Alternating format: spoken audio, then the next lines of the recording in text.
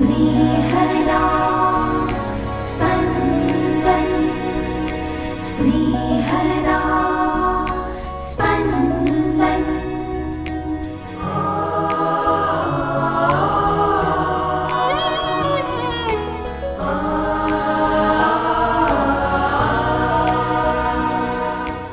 સામાન્ય કાળના 30મા અઠવાડિયાનો સોમવાર. આજના શુભ સંદેશમાં ઈસુએ જેમ આપણા પરના પ્રેમને ખાતર પોતાની જાતનું બલિદાન આપ્યું છે, તેવું બલિદાન અન્યો પરના પ્રેમને ખાતર આપણે આપવાનું છે. સાંભળીએ સંત લુકકૃત શુભ સંદેશ, અધ્યાય 13, કડી 10-17. વિશ્રામવારે ઈસુ એક સભાગૃહમાં ઉપદેશ આપતા હતા. ત્યાં એક બાઈ એવી હતી જે 18 વર્ષથી અપદૂત વળગવાથી માંદી હતી. તે વાંકી વળી ગઈ હતી અને ટટ્ટાર ઊભી રહી શકતી જ નહોતી.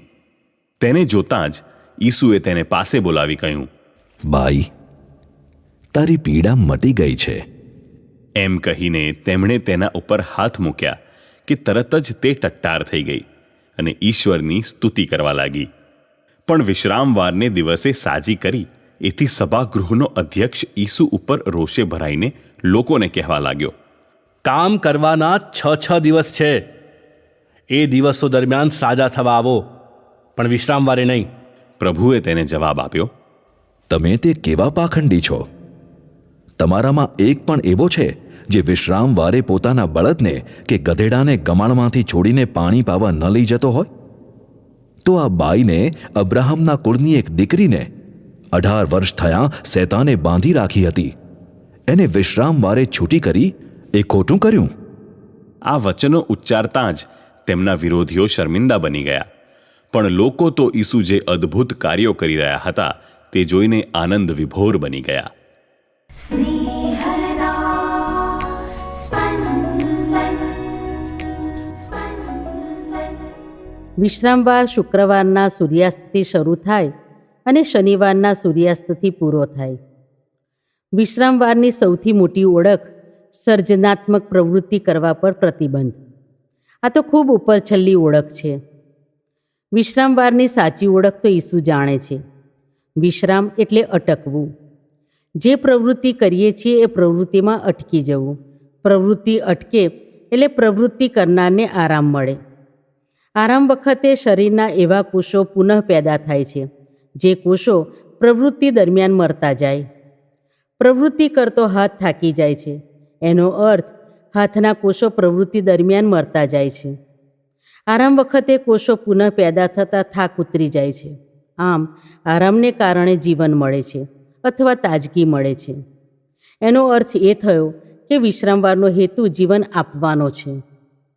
સભાગૃહના અધ્યક્ષની સમજ આટલી જ છે કે વિશ્રામવારે પ્રવૃત્તિ ના થાય. જે કોઈ પ્રવૃત્તિ કરે છે તે વિશ્રામવારનો ભંગ કરવાનો ગુનેગાર બને છે. વિશ્રામવાર તો યહૂદી ધર્મની એક બાહ્ય નિશાની છે.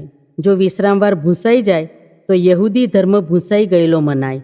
એટલે સભાગૃહનો અધ્યક્ષ સાજા થવા માટે અઠવાડિયાના બીજા દિવસોનો ઉપયોગ કરવા કહે છે, પણ વિશ્રામવારનો નહીં. જેને સાજાપણાની જરૂર છે તે ભલેને લાંબી બીમારીમાં હોય, અને જો એને પૂછવામાં આવે કે કાલે સાજા થવું છે કે આજે, તો લાંબી બીમારી છતાં તે એક વધુ દિવસ રાહ જોવાનું પસંદ નહીં કરે. તે તો આજે જ સારા થઈ જવાની ઈચ્છા વ્યક્ત કરશે. ઈસુ શરીર બાબતમાં ઉતાવળ સમજાવવા બળદ કે ગધેડાને વિશ્રામવારે પાણી પાવા માટે છોડવાની પ્રવૃત્તિ કરવામાં આવે છે એવા પ્રત્યેકનો અનુભવ ટાંકે છે. બળદ કે ગધેડાને વિશ્રામવારને કારણે તરસ્યો ના રાખી શકાય. આ 18 વર્ષથી બંધનમાં પડેલી બહેન મુક્ત થવા ઝંખે છે. એની ઝંખનાની પરિપૂર્તિ પાછી ના ઠેલી શકાય. ઈસુ ધર્મ અને ધાર્મિકતા વચ્ચે તફાવત પાડે છે. ધર્મ એટલે પ્રભુ સાથેનો સંબંધ, માનવ વચ્ચેનો સંબંધ. ધાર્મિકતા એટલે આ સંબંધની અભિવ્યક્તિ. મને આ ભાઈ પ્રત્યે અભિનંદનની લાગણી છે, કારણ તેઓ ખૂબ સારું બોલ્યા. મારા અંતરમાં અભિનંદન એ મારો આ ભાઈ સાથેનો સંબંધ. હવે હું એમની સાથે હાથ મિલાવું અને કોંગ્રેચ્યુલેશન શબ્દ ઉચ્ચારું એ મારી અભિવ્યક્તિ. એ જ ધાર્મિકતા મારા અંતરમાં પ્રભુ પ્રત્યે જરાય આભારની લાગણી ના હોય, પણ હું વિશ્રામવારે એક પણ પ્રવૃત્તિ ન કરું તો મારામાં ધાર્મિકતા છે, પણ ધર્મ નથી. ધર્મ વિનાની ધાર્મિકતા પાખંડ છે, દંભ છે. જે બહેન 18 વર્ષથી પીડાય છે, જે વાંકી વળી ગઈ છે, એ બહેન સાજી થવા માટે કેટલી ઝંખના રાખતી હશે. સભાગૃહમાં વિશ્રામવારને દિવસે હાજર રહેવું બહેનો માટે ફરજિયાત નહોતું. તેઓ સભાગૃહની અંદર તો ના પ્રવેશી શકે, પણ સભાગૃહની બહાર ભેગી થઈ શકે. બહેન વિશ્રામવારને કારણે ઘર બહાર નીકળી છે. હવે પછી આખું અઠવાડિયું ઘરમાં જ રહેશે. ઈસુ તો અહીંથી ત્યાં ફરતા રહેનારા છે. આજે બંનેનો ભેટો થયો છે, તો પછી રાહ શાની જોવાની? ઈસુ બહેનને સાજી કરે છે, પછી ભલે ને વિશ્રામવાર હોય.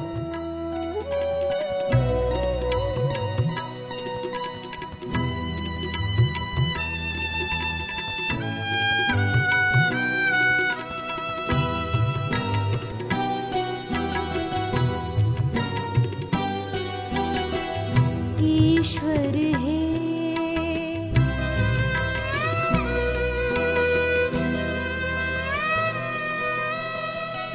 ईश्वर है मुझ रक्षणहारा ईश्वर है मुझ रक्षणहारा सांभળી લેજા તને પુકારું વાર કાઢી લે ભીડમાં હું છું વાર કાઢી લે ભીડમાં હું છું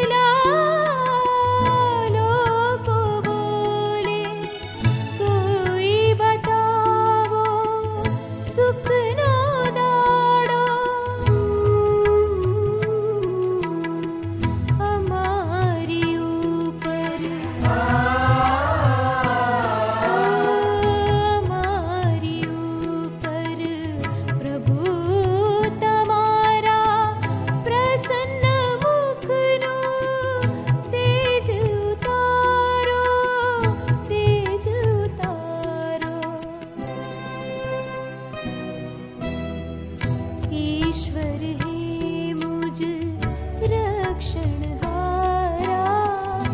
ईश्वर हे मुझ रक्षणहारा, सांभળી લેજા તને પુકારું, વાર કાઢી લે ભીડમાં હું છું, વાર કાઢી લે ભીડમાં હું છું, દયા કરીને સાંભળ મારું, દયા કરીને સાંભળ મારું, સાંભળ મારું. ईश्वर